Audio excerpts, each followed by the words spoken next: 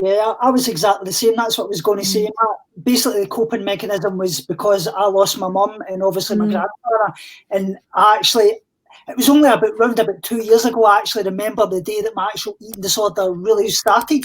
I was going to, my grandfather died a month before my mum, and I was sitting in the back of the car, and I turned round to my mum when we were registering his death, and I said, that's it, I'm going to stop eating sweets. And I was 17 at that point, and I was a semi-professional footballer, and my mum turned round to him and she says, why would you want to do that? She says, your grandfather wouldn't want to hurt yourself. And I turned round and I says, I don't see the point anymore. And then when my mum died a month later, my food just reduced and reduced and reduced. Yeah. And it was a coping mechanism because I blamed myself for my mum passing and obviously my grandfather passing because my mum had cancer in the womb for having me. And it wasn't until I started to forgive myself and realise that it was my mum's choice to actually have me and it wasn't any of my fault, and to celebrate the life rather than remember all the bad memories. And it was like you said, kind of doing good behaviours to reverse the bad behaviours, and that's really what you've got to do, I think. Yeah, definitely. And I also think that, what I hear from you, Tommy, is a story of having lots of stuff that you don't feel okay with. And I know that, so many people that I speak to, and my experience too, that shame, guilt, embarrassment are all things that really drive eating disorders and keep us in quasi-recovery, because whilst we can start to put on the weight, if we haven't dealt with that root cause, those things that created it in the first place, the pain that we're running from, it will always be behind us. I feel it like it was chasing me, if that makes sense. Like it was always, and as soon as I stopped controlling my food, that pain was there, those traumas were there to spring on me. So it was actually not until I did the deeper work to really heal that, to be able to make peace with what I'd been through and be okay with it, that I was really able to finally let go. So that brings up an interesting point, because I totally agree with all that stuff you just said, especially with the root cause of why you have these problems. I think that's what really sets people off, is like they need to get in touch with whatever that is and resolve that. And if they're ever going to actually get into some level of recovery, and I think that's something that holds pretty much everybody that is going through recovery back at one point or another. So what I want to ask is, how could somebody who's maybe in this quasi-recovery start to think inward on what that could be? Who could they reach out to? Someone like you, stuff like that. What types of questions do they need to start asking themselves to really get to there? Great question. So I help clients, and I'm happy for anybody to contact me directly. I have a Facebook group where I do lots of trainings as well. And what I would say is that ask yourself questions. Ask yourself, when did it start? And also ask yourself, what beliefs have you got? And I think beliefs is a really important part of the thing to work on. What identities do you hold? Because so often when we've had eating disorders for so long, we see ourselves as somebody, I saw myself as Chloe, who was anorexic, or the anorexic. And that became a label for me, and that served me. So remembering that the eating disorder or any coping mechanism is doing something for us. Something that I ask people to think about is, one, what is your coping mechanism doing for you? What feelings is it creating? So, for example, controlling my food gave me a sense of control and a sense of safety. Once I understood that, I was then able to replace it with other things that did the same. And whether that meant having a hug from my partner, whether that meant having a bath that created that warm, lovey, fluffy feeling that I feel when I feel safe. So asking yourself, just to recap, what is it doing for you? What feeling is it creating? And how else can I replace that? As well as looking at your identities and what's driving that forward, as well as going back and thinking, when did it start? Knowing that actually, for me, my eating disorder started way before my trauma, because there were lots of other things I experienced around my weight. It was just waiting for that thing to click it off. There were a lot of things, and growing up in the age of when my mum was listening to Rosemary Connolly and had cookbooks everywhere, I started to pick up this messaging long before. So challenging the messaging that you hear about diet culture, about weight, and I'd suggest anyone to really read into health at every size movement, that I really do believe in, as well as asking them those questions. I think would be a really good start. But I don't know if anybody else, either of you, think that there's some questions there that people can ask. Those ones I would really suggest asking. Yeah, what do you think, Tommy? I'd be curious to know what your thoughts are on that subject.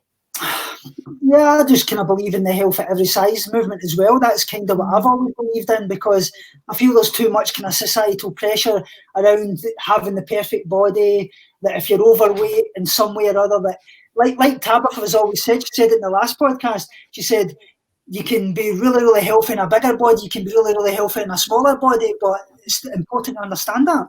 Yeah, I think one thing that we can drive home as far as the message in this podcast too is something we mentioned early on, was that everybody is so different in what is right for you. And I think this is something that people seek out whenever they have any sort of health issue, whether it's like mental anxiety, depression, or whether it's a chronic condition.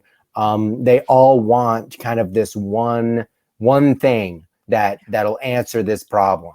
And the thing is, it's probably different for almost everyone, at least aspects of it. So I think that's why it's important, like you mentioned, to ask yourself these questions about, when do you think this started? What can I replace this thing that I'm trying to cope with, etc. with?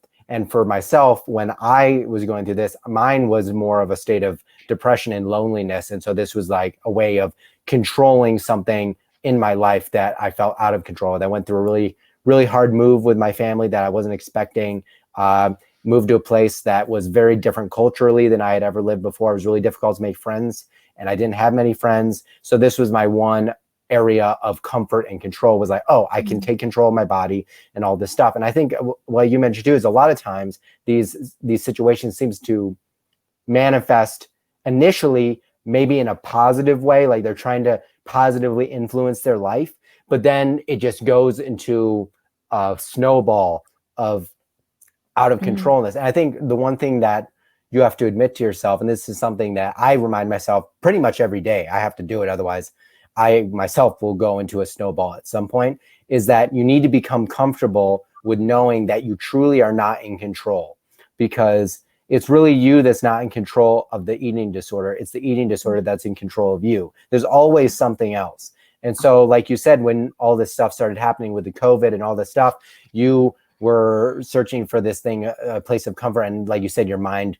briefly went back to like this moment of thinking about food. And it's all this search for control. And I think it's letting go of that where you really find recovery. And that's where you got to constantly remind yourself. So is there anything that you do on like a day-to-day or like every now and then to kind of just reset your brain when things are kind of getting stressful, whether it's your environment around you, any of these things that can lead to a trigger that leads you into a snowball? Do you have any techniques that you can share? It's quite out there for everybody. That's the kind of main one. That's the big trigger, especially at the moment with the COVID and things like that. There's a lot of people doing like online fitness and things. There's a kind of fine line that you've got to watch. Like, you have, yeah. So what was the question again? Sorry. Oh, I was just asking if there are any techniques or ways of that you could mention. I was thinking about exercise during lockdown, and then my brain was like, oh yeah, and then there was a little so a couple of things that I really suggest doing are getting in touch with your body again. And you can do that in a lot of different ways. Body scans, I think, are wonderful. When we have an eating disorder, we are essentially training ourselves to not trust our bodies. We trust ourselves to look at data and to see numbers and external things as data. So doing things like body scans, doing things that also bring comfort, that bring a level of safety, because what we also know to be true in people that struggle with disordered eating and eating disorders, that there's a level of lack of safety in the body because they're running from the emotionality they don't want to feel. Creating a sense of safety outside of the food behavior is really important. For me, that can be having a bath, that can be meditating, that can be sitting on the sofa with a book and cuddling up, whatever creates that sense of feeling okay for you. My journaling practices are the thing that I get to do every day to look after myself. And in my journaling practices, I ask myself some really simple questions that help me check in where I am, because I think so often when we get up and we're like, oh, I've got all these things to do today, and especially when your mind's really active, which I experience with a lot of people that I work with disordered eating, is that they are anxious, they are worrying about the day ahead. And so we can sometimes stop to check in and check how we're doing. So asking myself, what do I need today? What does my body need? Am I feeling tired? Am I feeling overwhelmed? Like, we can wake up and our thoughts can rush in before we even think about it. So taking the time to start the day right and ask yourself those questions and check in first, I think is really important. So along with meditation, along with tons of self-care. Self-care is so important, because we mentioned safety earlier and we mentioned comfort. I believe that we have 5 needs we get to meet as humans, and I'm always going to forget one of them, but I'll do my best to remember all of them now. So safety, love, connection, variety and significance are all things that we get to need. We need to feel safe, we need to feel connected, we need to feel loved, we need to feel important, and we need an element of uncertainty as well as certainty that comes in safety. So maybe the people listening can think about how they're meeting those needs at the moment and how they can meet them differently. And for me, safety was a huge thing. Having been abused, having really struggled with a lack of safety in my life and in my body, knowing that I get to do self-care every day that reminds me that I'm really safe is really, really important. But again, the needs may feel different. I always say it's a bit of a hierarchy of needs, and it may feel different for everyone. But safety was the one that I get to lean into. So finding what your need is, it might be connection, it might be that you need to feel loved, and finding how you can meet that, doing some reflection, knowing that we get to meet our own needs first. We already have everything that we need. So just coming back to the body, coming back to what you need, and really tapping in and starting to check in with yourself. Almost, I call it self-agency. So learning to essentially be your own agent, your own guide in your experience, because as we said earlier, it's only your experience. Your experience is never going to be the same as somebody else's. So really starting to ask yourself the right questions and tap into what you need, I think is I wish I did that sooner. I wish I was taught to do that sooner. Well, I think everything you just said is really important, because I often get messages, and I'm sure Tommy does all the time, probably more than me, but people often do, and I do it too. I'll be the black sheep. I do it all the time, mostly with Tommy, because we're buddies. But people, we try to compare our illness to your illness or your illness, Tommy, in order to, I think, get some level of comfort. At least that's what I've thought in my own self-reflection, as I myself am asking Tommy these questions. I'm like, why am I really doing this? When really I probably know the answer, but it's like to get a level of comfort. So I think what you said is, I try to give him kind of motivational interviewing skills to let him know the answer himself, and he ends up getting that answer. Yeah, but you do know the answer, and you do know what you need. And that's my job as a coach, is to not tell people what to do, but to help themselves learn to ask themselves the right question and give themselves what they need. Right. And I think what I was going to say there, I think quite a lot of the time it's your eating disorder asking for reinsurance and permission quite a lot, because you'll ask for things, should I eat this food or should I do this, that, and the next thing, when you already know that's what you should do, but you're kind of asking for permission, which sounds funny, but it is really that reason. It really is. And I also think that with eating disorders and disordered eating comes a lack of self-worth and a lack of trust in ourselves too. So we quite often need quite a lot of reassurance. You know, earlier on in the relationship between my partner, he would say, if you ask me, do I love you enough, one more time, like, do you, I love you, I really love you, I really love you. And he'd be like, yeah, I love you, this is not news, when did this change? When did this change? But, you know, we need more reassurance. But actually, when we, you know, and it's great, Tommy, that you talked about motivational interviewing, because we do have those answers. And sometimes having somebody go, you know, Kai asking me, when did that change, Chloe? Why are you asking for reassurance now? Can help us to reflect on why we need that, and actually being able to start doing that ourselves. And maybe then we stop externalizing. We stop going, can I eat this? And go, oh, I'm not sure if I can eat this, but I know I need to, so let's crack on. And actually starting to be our own reassurance becomes really integral. But that takes time, it takes practice, it takes intention and all the things. It's definitely not something that happens overnight.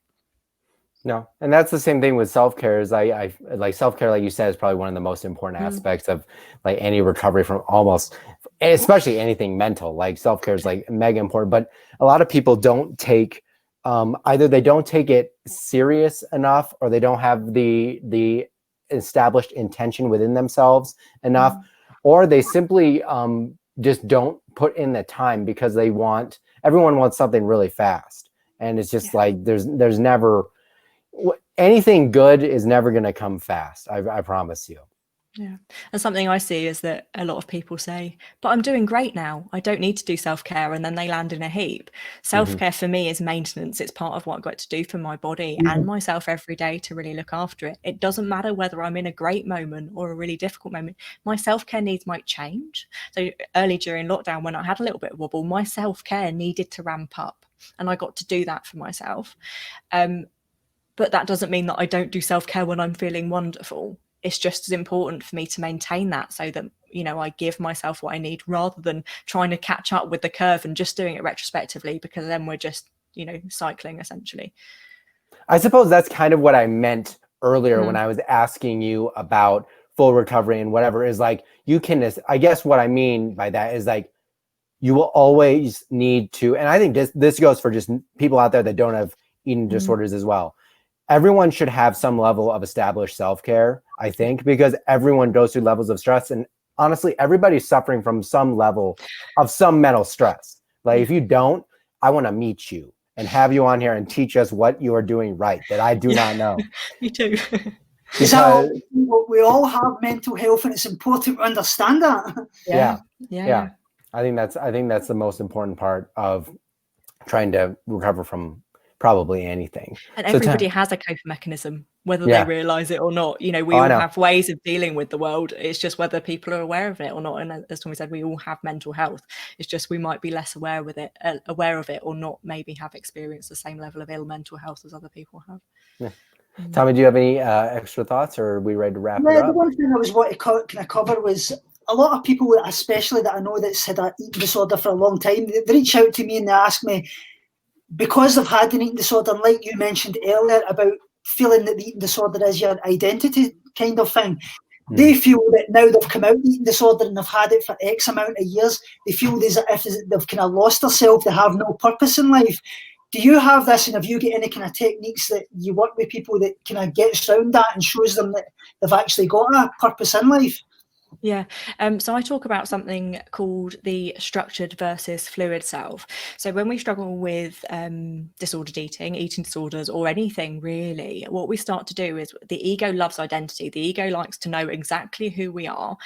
And so it attaches things like, I am anxious, I am an anxious person, I have an eating disorder, and those all become part of our identity. So what I really work on with the people that I work with my clients, is to start to build first an identity without, you know, outside of that, whether they start a drama club or a language course or whatever that may be, or maybe just, you know, maybe a hobby. I've got my keyboard here, and that's something that I started doing again. So building that identity outside of the exercise, outside of the communities which value health in brackets and fitness, is really important. And also starting to move into fluid self, whereas, you know, I'm Chloe, and Chloe's going to be different, you know, now as to who I'm going to be in 10 years time. I'm not going to be the same person, because we are a product of our experience and we are a product of the lives that we live. And so letting go of needing, and it comes back to certainty again, and that control.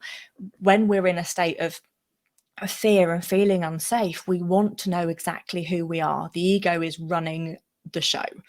And then as we start to release that, we can really start to let go of the need to fit any mold, knowing that we can be whoever we want to be, but also knowing that, you know, we get to live our lives. And people see, so, you know, one of the things I ask my clients to do quite often is ask other people what they see in you, because I guarantee the word eating disorder is not going to be one of the things they see. You know, whether that's kindness, whether that's compassionate, whether that, you know, whatever that is, you know, we are so much more than our eating disorders, but we don't realize that because of the amount of thoughts we have about it. So starting to build your identity outside of it first, and then moving to a more fluid self, as I call it, would be what I'd really suggest. Does that resonate with me? I think that's, I think that's really important. I'm actually really happy you mentioned that, Tommy, because this is something that I've personally had to do, especially, and it didn't really hit me with the ED stuff until I got chronically ill with something else that it really hit me. But it was in that moment where I began realizing I've defined now, but even by talking about it in a positive way to try to motivate people, that I am now becoming this person. I am eating disorder. I am small fiber neuropathy. And it's like, that's not really who I am. I have these things, but it's not who I am. So you have to build out that larger purpose. And that's a really good point. I should have thought of that earlier, Ryan. And I think that keeps us stuck, because if we see ourselves as somebody with an eating disorder, with anxiety, with a chronic illness, which I, you know, when I started to recover and I was diagnosed with my chronic illnesses, I started seeing myself as somebody with arthritis, as somebody with Hashimoto's thyroiditis. And again, I wasn't actually letting go of the identities that didn't serve me. I just changed them. And learning actually that I have so much more to give, as does everyone out there in this world. And you guys are testament to that too. You know, we get to use our experiences to change people's lives, no matter what they are, and no matter on what level you want to work on. But knowing that there is so much more to us, regardless of what labels we want to put on. And maybe that's a question you guys that are listening can ask yourselves, is what labels do you put on yourself? Who gave them? Who gave you that label? You know, because quite often we take on identities that aren't ours. We take on identities, you know, I'm stupid. Maybe your teacher told you at school that you were stupid, you never amount to anything. What we think we are, we will be. So starting to release those identities so that we can move forward, because if we keep them, we're not going to move, because we need to have the external and the internal world aligned. So if I'm thinking I am anorexic, I'm not going to move out. I'm going to keep doing this self-sabotage thing, which we see again and again, because I need them both to align, because the ego needs them both to be the same. So actually starting to release those identities is definitely really important. Sorry, I went on a bit of a tangent there. I don't know if that was it's helpful. Beautiful. Great answer. Well, I'm tapped out. You got any more? I feel pretty good. Absolutely great. Yeah, I've covered everything, I think. So Chloe, tell us a little more about where we and the listeners can find you and reach out to you. So I'm Chloe Jane Prince everywhere. So you can find me on Facebook, on Chloe Jane Prince. My main profile is Instagram, so Chloe Jane Prince is my handle. I would love to see you there.